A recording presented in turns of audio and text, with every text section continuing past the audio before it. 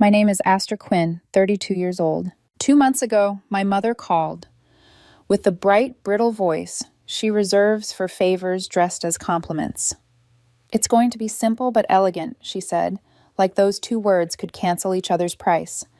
I could hear her at the kitchen island, ceramic mug, fingernail on the rim, the small theatrics she adds, when she's already decided where your money will go. She started listing the pieces: real linen napkins, paper is so, cafeteria, a local jazz trio that knows standards, repainting the fence because chipped paint photographs sad, and an archway thick with flowers that costs as much as a used car. She didn't ask for help with ideas. She asked for compliance with costs. I let her get to the true point on her own. "And Aster," she paused, as though tasting her next sentence, "please don't bring June. She doesn't fit the aesthetic." Just like that. June is 8 and loves beetles, constellations, and mixing glitter with shampoo like she's inventing the future. She wears layered outfits because more color feels like more joy, and she sports a bright pink eye patch with stars while we work on her lazy eye. I didn't ask what my mother meant. I knew exactly. June doesn't know how to be a prop. She's a person, and my mother's party required props. "How much?" I asked, skipping the theater. $2,200, she said cheerfully, as if a neat round number makes greed polite. "It'll be a family contribution." No one else was asked. I opened my banking app while she talked about champagne walls and a harpist, typed in the amount, and in the memo field wrote, "For your aesthetic." She didn't notice the sting in it. Maybe she did and decided sting looks good on me. The party landed on a bright Saturday. June and I drove to the creek instead, where the trees corrugated the sky like folded paper, where she used a net to coax frogs into a bucket so she could study their throats expand like tiny balloons. I drank gas station coffee from a cup that softened in my hand and tried not to open my phone. I caved after dark. 50 photos bloomed on my mother's profile: a rented peacock chair flanked by ferns, a champagne wall like a lacquered hive, lace draped over tables so thin a single fork could bruise them, and yes, a living, breathing harpist in a dress that looked like poured milk. In one shot, my cousin Amanda grinned, while her twins, both younger than June, smeared frosting across their own faces. Apparently, some messy children fit the aesthetic. I didn't comment. I didn't text. I put the phone face down and listened to June narrate the frog's life story, as if it required my presence to continue. Exactly 1 week later, at 8:31 a.m., Mom called with a sigh that tried to make me responsible for the oxygen in her house. "Nothing works," she said. "The power's cut. Wi-Fi's down. The pool is empty. Did you forget to pay?" She meant, of course, that for years I quietly covered gaps, last-minute electric bills, a past-due internet charge, because I believed it was temporary, because I believed in emergencies, because I believed her. But I hadn't signed up to finance a harp. "For the right aesthetic," I said, staring at the plant on my windowsill, whose soil I'd remembered to water. "Yes, for you? No." She hung up with a small, sharp laugh that wasn't humor. 20 minutes later, my phone pulsed with 5 calls from an unfamiliar number, no voicemail. On the 6th, I answered and met a voice that carried stale mahogany. "Gerald Morton, attorney for Ms. Jeanette Taylor." He always says her full name like it makes her somebody else, someone the law might like better. "Ms. Taylor," he went on, "seeks damages related to your failure to fulfill certain financial obligations to support her utilities and the resulting disruption." "What obligations?" I asked flatly, pinching the bridge of my nose like I could squeeze out disbelief. He shuffled papers the way people do when they hope their own noise will sound like evidence. "We have her signed affidavit." "I have receipts," I said. "Literal ones." I held the phone in one hand and opened my banking app with the other. A $2,200 transfer labeled, "For your aesthetic." Text requesting that money for deposits. Not a single agreement to pay the electric, internet, or to keep the pool full for photos. Silence on his end. The small kind that says he can read as well as I can. "We'll be in touch," he said, muted. I hung up and sat there with the kind of quiet that isn't peace. It's a staging area. My mother has always loved the appearance of plenty. The curated table, the flattering light, a story so smooth everyone else doubts their eyes. Plenty is an expensive costume. She tailored it with other people's credit. I pulled the gray file box from my closet, the one with old tax returns, school forms, and brittle envelopes that still smell like the rooms they were opened in.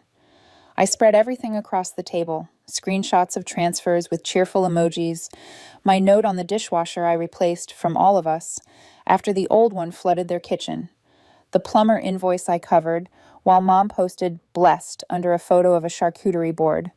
I printed the $2,200 transfer and the text where she banned my daughter from attending like she was erasing a typo. The table became a courtroom where only paper testified, and paper doesn't blush or deflect. It only dates itself and dares you to disagree. Out of habit, I opened the folder labeled House, Old Insurance Correspondence, Property Tax Reminders I'd forwarded because she hates portals, a brittle document whose weight felt different the moment I touched it. Inheritance Transfer, 2007. My grandfather's will. I hadn't looked at it in years. I was 19 when he died, a person with a job I called temporary, and a sense of adulthood that fit me like borrowed boots. He'd left the house to me, not my parents. Me.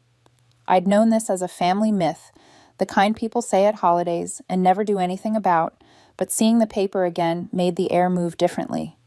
Had it ever been recorded? Filed? I flipped through a paperclip's worth of notices and found nothing. No stamp transfer, no county receipt, just the will, clear and direct as a highway sign. The idea arrived and didn't announce itself as revenge. It came as a correction. If she wanted to turn love into a ledger, then the ledger had rules, and the rules had offices with counters and clerks who didn't care how something looked in a photograph. I slid the will into a plastic sleeve and set it beside the stack of screenshots. My phone buzzed on the counter, 3 messages in a row, the first from a relative I hadn't heard from since the last time Mom needed an audience. "Are you okay?" The second, she posted something about betrayal. The third from Lauren, my cousin with the sharp memory and the reputation to match. "If you want help, I'm in. I have notes." Lauren is the family's cautionary tale. Difficult, the word given to women who refuse to be quiet while a story is being reshelved under someone else's name. Difficult women often carry maps. That night, after June fell asleep under a duvet of stickers, I scrolled and saw Mom's post. "Some people will steal from you and call it generosity. A real mother suffers in silence while her children betray her." She didn't tag me. She didn't have to. People I haven't had coffee with in a decade found their way into my messages to choose a side in a fight they didn't watch begin. I could have answered in public. I didn't. I sat with the will's crisp weight under my palm and listened to the refrigerator hum the same note it hummed before any of this. My mother likes to perform scarcity so that generosity looks like applause when she gets it. But scarcity, real scarcity, is a thing I've counted in coin jars and late-night spreadsheets. It doesn't wear flower arches. Before bed, I typed a message to Lauren. "Tomorrow, bring whatever you have." She responded with a thumbs up and a photo of a red folder on her passenger seat. Under it, she'd written, "Been waiting years, cuz." I smiled despite myself. There are people who keep their receipts because they're petty. There are people who keep them because history gets rewritten when nobody's watching. I was done watching. I tucked June's pink star patch into the little plastic dish on her dresser, kissed her temple, and stood for a minute in the doorway the way mothers do when they want to promise something they can't name yet. I couldn't promise her that family would be safe. I could promise her that our home would be. The difference felt like a door clicking shut, soft, certain, mine. When I turned off the lamp, the house didn't feel empty. It felt braced. There is a moment just before a storm when the leaves turn their pale undersides toward the wind. A small pivot that says, "We were made for this." I slid the will onto the stack of evidence, added a sticky note that read "Recorder's Office," and went to sleep with a list forming in the dark. Call Lauren. Print everything. Don't argue online. And remember, if love is going to be put on paper, then paper can love me back. Lauren showed up before noon carrying a red folder like a paramedic carries a kit. Purpose first, comfort later. She kicked the door shut with her heel and dropped the folder on my table, right where last night's evidence had congealed into small, sharp piles. She didn't hug. We were past gestures. "I brought the long version," she said, flipping the cover. "You'll want the long version." Inside, printed emails, screenshots, a photocopy of a handwritten note from Grandma, curly script, soft paper, a voice from a time when truth didn't need witnesses.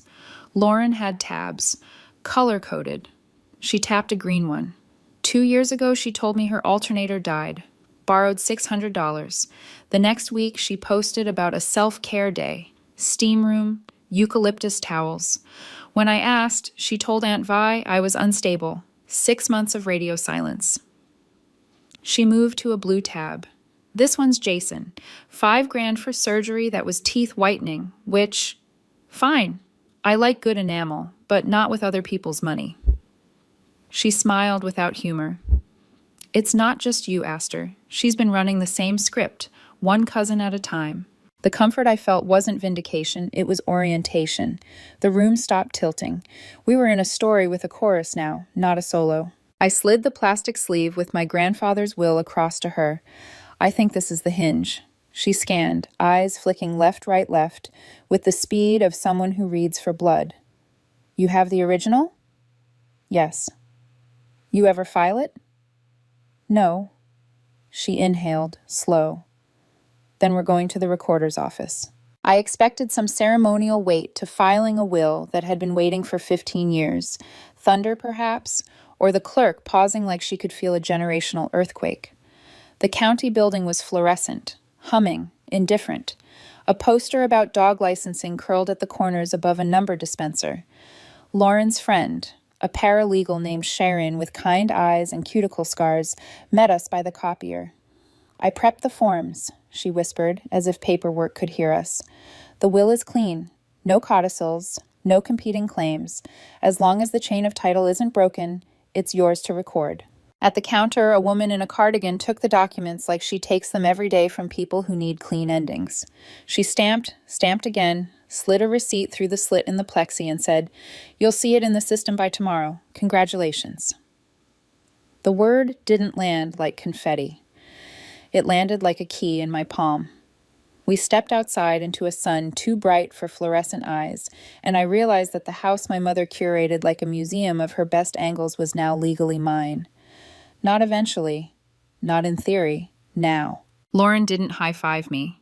She glanced at my face and said, "This is going to get uglier before it gets simple." "I know." "Good," she said. "Knowing is half the bruise." Back home, the mail had arrived in a white stack I didn't want. On top, an envelope with my name typed too hard. Inside, a letter from Gerald, my mother's attorney, on thick, performative paper. Damages: pool filtration system compromised, perishables spoiled, estimated at $800, reputational harm, sleep disruption, emotional distress. It read like pastiche, like he cut out phrases from an internet lawsuit kit and glued them in a circle.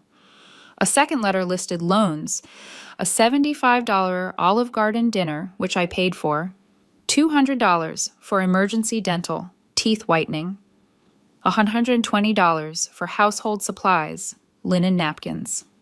She was trying to reverse engineer debt from memory's loose change. I took a photo of both letters and texted them to Lauren and Dan with a caption, "Found more fiction." Dan responded in under 5 minutes. "Keep everything. Don't engage. Drafting response." Lauren sent a single message. "She's moving from aesthetic to affidavits. Classic escalation." By dusk, the smear campaign had stretched its legs. Mom's Facebook post gathered comments like lint. Church friends I barely knew called her brave. Neighbors said prayers up. An aunt wrote, "Mothers suffer in silence," while broadcasting the suffering at 1080p. I didn't respond. I cooked pasta with June, who asked why noodles sometimes stick together. "They forget they're separate," I said, and realized I meant it. At 7:40, someone knocked. I looked through the peephole and saw no one. but the evening air had that prickle you get when a storm skirts your neighborhood. 10 minutes later, a message hit my phone from a number I didn't recognize. Check your door. I opened it to find a manila envelope leaning like a tired guest.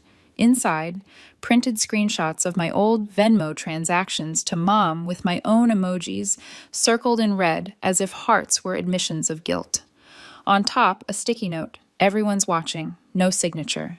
The smell of cheap perfume clung to the paper like a threat learned from TV. I closed the door, put the envelope in the evidence stack, and wrote a fresh label. Intimidation. October. Paper doesn't care what it's accused of. It just remembers. The next morning, a knock I couldn't ignore. 2 women from Child Protective Services with clipboards and faces trained to be both kind and impenetrable. My heart did the drop it learned during divorce court and hospital waiting rooms.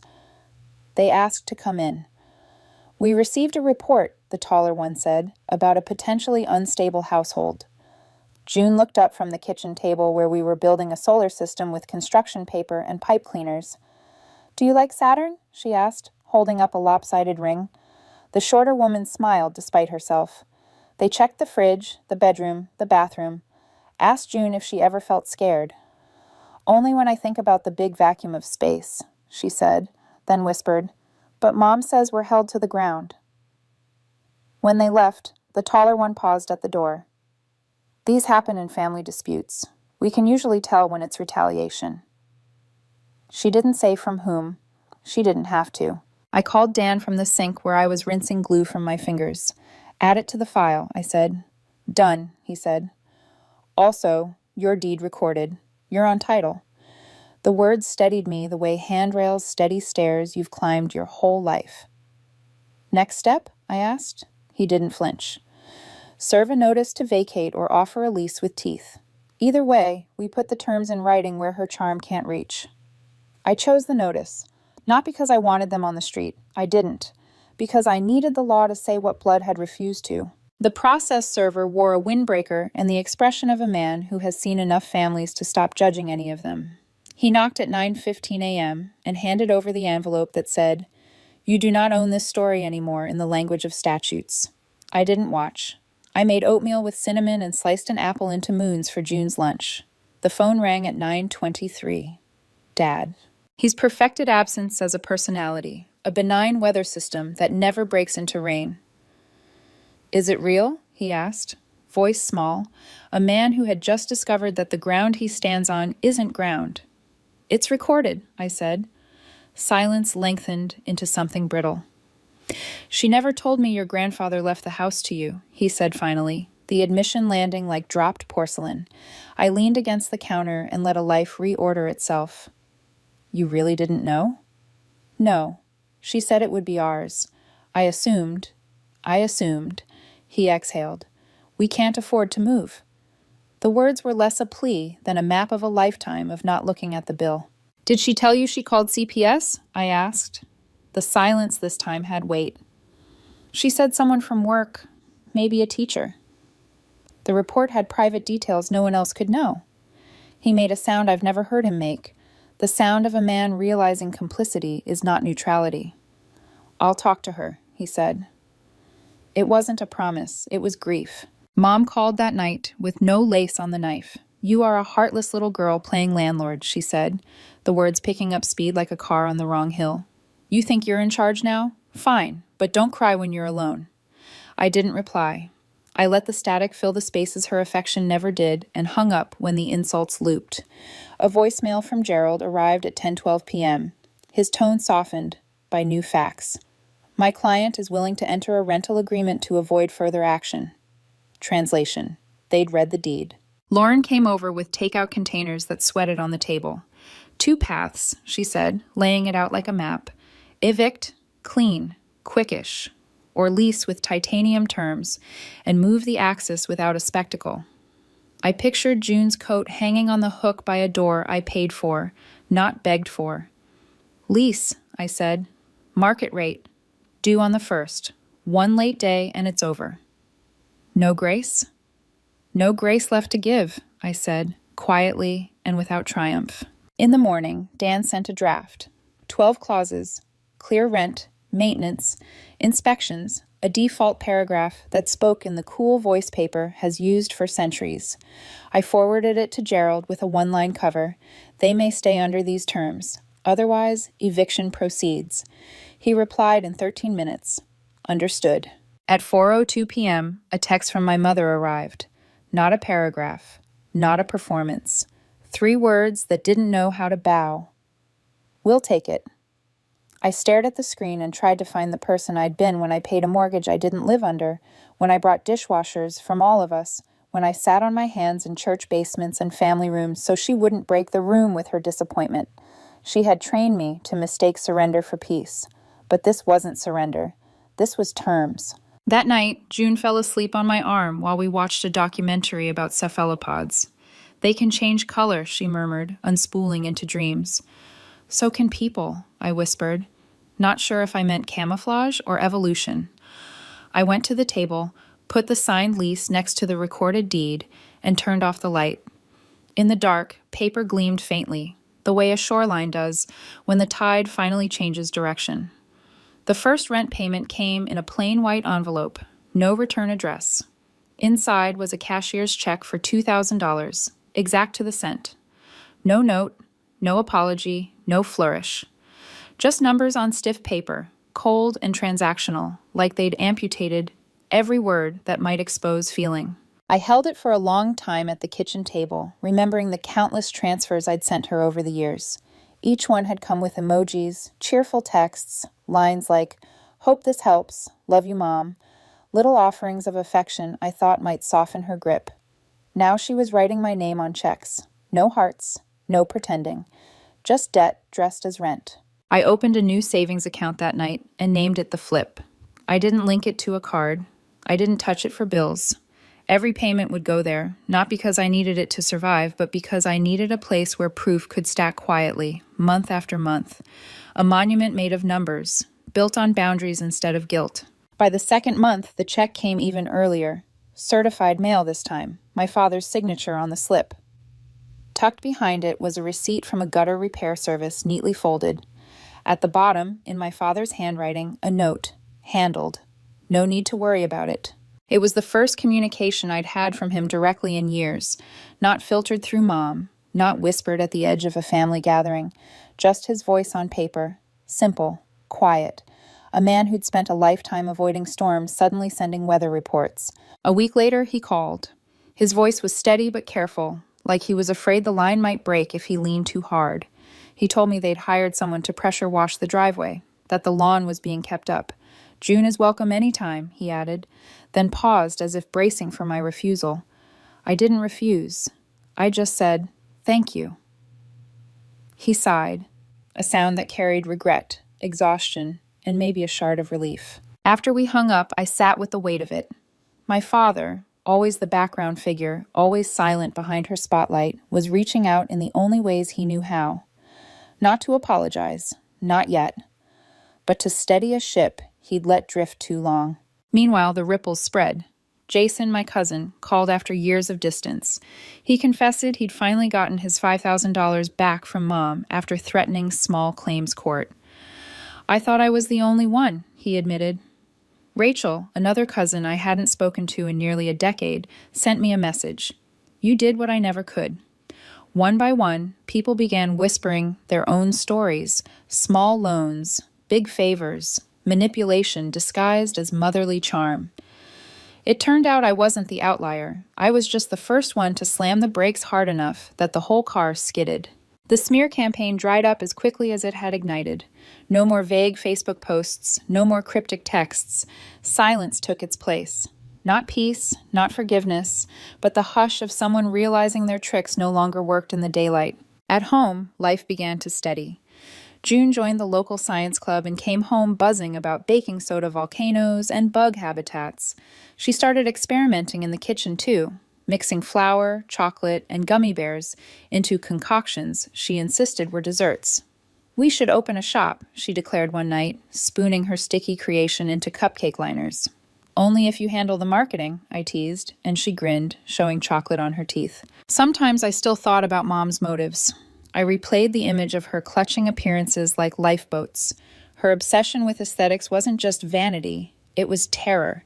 She grew up in a house where scarcity was real, where neighbors judged you by the state of your curtains, where reputation meant survival. For her, image was oxygen. For me, it became suffocation. Understanding didn't equal forgiveness, but it explained the shape of her cruelty, the way she cut me to keep her reflection clean. Dad's silence had been its own crime, complicity painted as neutrality. And yet, in his small gestures now, I saw a man trying to step off the sidelines, even if it was too late to change the score. One evening, I walked past the file box still sitting in the corner of my dining room. The inheritance papers, the receipts, the letters, all the evidence I once needed to prove I wasn't insane. I didn't rush to put it away. I wanted it there, a reminder that truth lives best on paper, not in memories that can be bent to fit someone else's story. The house was legally mine. The rent checks were stacking in the flip. June was thriving.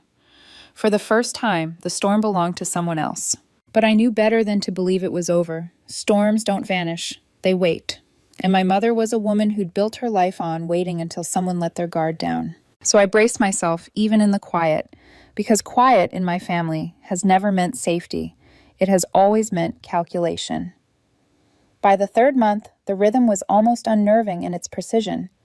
Another envelope, another check for $2,000, no emojis, no cursive notes, just a sterile bank slip, silence pressed between paper. But this time, something extra slid out with it, my father's handwriting on a folded receipt for lawn maintenance. Handled. Don't worry about it. 3 words that weren't an apology, but they also weren't denial. They were a man learning to communicate in maintenance logs. I placed the receipt in the same folder where I kept the deed and the lease. It wasn't evidence anymore. It was something else. Proof, maybe, that even in a fractured family, small repairs sometimes mean more than grand gestures. The rest of the family had grown quiet, too. The flood of texts and Facebook theater slowed into a trickle of wary silence. But silence is never empty. It's full of whispers you can't hear until someone brave enough speaks them out loud. Jason called again, this time less about money and more about regret. I thought I was protecting her, he admitted. When she told me you refused to help with her surgery, I believed her. I felt sorry for her. I didn't know it was teeth whitening. I should have checked. His voice cracked, not just with anger at her, but with shame at himself. Rachel's message arrived late one night. I spent years pretending she didn't do the same to me.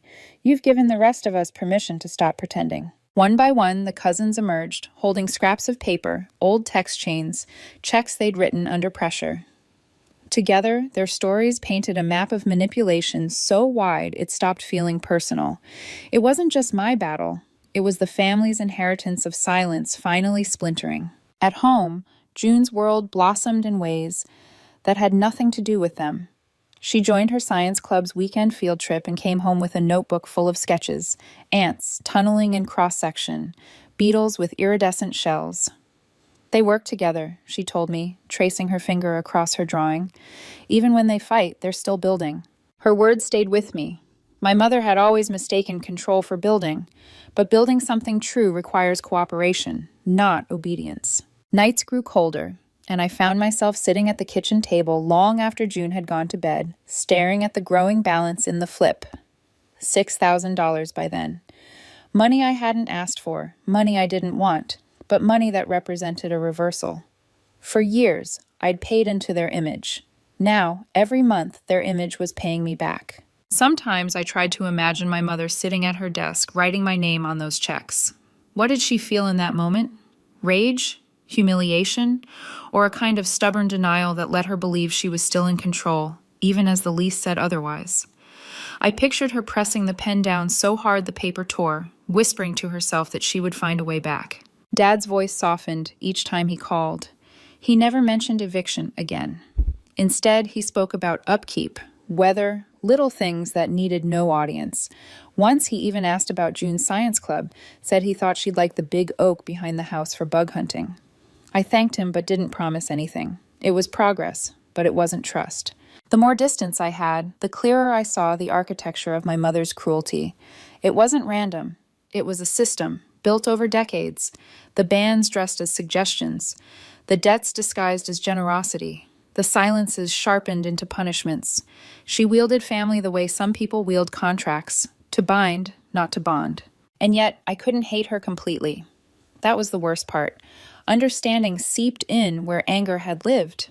She grew up in scarcity, in a house where appearance meant survival.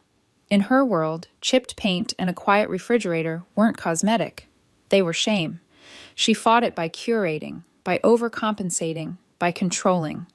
It didn't excuse the damage she did to me, to Jason, to Rachel, to all of us, but it explained the shape of her fear. One night I sat with Lauren, the red folder between us now thicker with new evidence, old letters, cousins' confessions. "You know she'll never say sorry," Lauren said, sipping tea gone cold. "She can't. Sorry requires surrender, and she doesn't surrender. She bargains." "I don't need sorry anymore," I said, surprising myself with the truth in it. "I just need space, and this." I tapped the folder, then the account statement from the flip, "is space she can't invade." Lauren leaned back, smiling faintly. "Then you already won." But I wasn't so sure, because victories in my family weren't final. They were pauses. And pauses, I'd learned, could be the most dangerous moments of all. By the 6th month, the pattern had become a kind of ritual. First week of the month, an envelope would arrive, sometimes certified, sometimes dropped directly in my mailbox. Always $2,000, always on time, always sterile. No handwriting except my name on the front. I deposited every one into the flip without a second thought. The balance climbed into 5 figures, a quiet monument to boundaries finally honored, even if begrudgingly. It should have felt triumphant. Instead, it felt heavy. Like each check was proof of what it had cost to get here. Family dinners reduced to contracts, affection reduced to receipts. But I reminded myself, peace doesn't always look like joy. Sometimes it looks like stillness. June thrived in that stillness. Her science club became her favorite place, and she started teaching herself to bake. The kitchen was often covered in flour and sticky experiments, but every mess felt like progress. She asked fewer and fewer questions about Grandma and Grandpa. The last time she mentioned them was in passing. "Do you think Grandma ever looks at the stars, or is she too busy?" And then she went back to scribbling planets on construction paper. My father kept up his cautious outreach. Each month's payment began carrying small additions. A maintenance receipt, a polite note about repairs, once even a photo of the freshly painted shutters with the caption, "All taken care of." He spoke less like a man defending territory and more like a tenant trying to stay on good terms with his landlord. When he called, the edge in his voice had dulled to resignation. Once, he even said quietly, "I should have paid more attention back then." I didn't push. He wasn't ready for full truth, but cracks had formed. Mom, however, remained silent. No calls, no cryptic posts, no sideways messages through relatives. Her silence wasn't peace, it was strategy. She was living in my house, paying me to stay there, swallowing her pride with every check. I knew her well enough to understand she was waiting. For me to falter, for me to forgive without terms, for guilt to sneak back in and open a door. But the door stayed locked. Other relatives began reaching out in whispers. A cousin I barely remembered sent me a message. She did the same thing to my mom years ago. We just never said anything. Another admitted they'd loaned her money for emergency dental work that turned out to be a spa package. Piece by piece, the mythology of my mother's sacrifices crumbled. She hadn't been carrying us all those years. She had been carrying an image, and the rest of us were footing the bill. Lauren became my closest ally in all this. What started as a folder of evidence turned into something bigger, a quiet mission. Together we began helping others in the family recognize the patterns, set boundaries, even close accounts they'd left open in Mom's name. Lauren called it generational spring cleaning. I called it survival. One night, after a long evening of sorting through paperwork for another cousin, Lauren looked at me across my kitchen table. "Do you realize what you did?" she asked. I shrugged. "I survived?" She shook her head. "No, you changed the language. In this family, everything used to be obligation and guilt. Now it's terms and boundaries. You flipped the script." I thought about it as I tucked June into bed that night. She was already half asleep, clutching a glitter-covered notebook. I kissed her forehead and whispered, "We don't rent peace, we build it." I wasn't sure if I was telling her or myself. By month 9, the flip held over $18,000. I hadn't touched a cent. I didn't know what I was saving for. Maybe nothing. Maybe everything. Maybe just the proof that I could. Sometimes I drove past the house. The shutters gleamed with new paint, the lawn trimmed, the driveway spotless. From the outside, it looked perfect, just like Mom always wanted. But I knew the truth. The deed was mine. The story was mine. The power was mine. And the irony was almost cruel. For years, she drained me to keep that house looking flawless. Now she paid me to keep living inside it. The final shift came quietly. One evening, I checked the mailbox and found not just the usual cashier's check, but a handwritten note in Mom's looping script. 3 words. We're still here. Not sorry, not thank you. Just a reminder, or maybe a warning. But I didn't feel shaken. I felt steady. Because the difference now was simple. They could still be there, but only on my terms. I closed the envelope, slid it into the folder, and felt the strangest kind of peace. Not the kind born from forgiveness, not the kind born from reconciliation, but the kind you carve out with boundaries sharp enough to cut through years of manipulation. For the first time, I didn't dread the next month, the next envelope, the next call. I knew exactly what to expect. And if one day the payments stopped, if one day the silence broke into noise again, I also knew this: I wouldn't flinch. Because peace wasn't something I stumbled into. It was something I built, line by line, clause by clause, receipt by receipt. And I would never let anyone rent it out from under me again.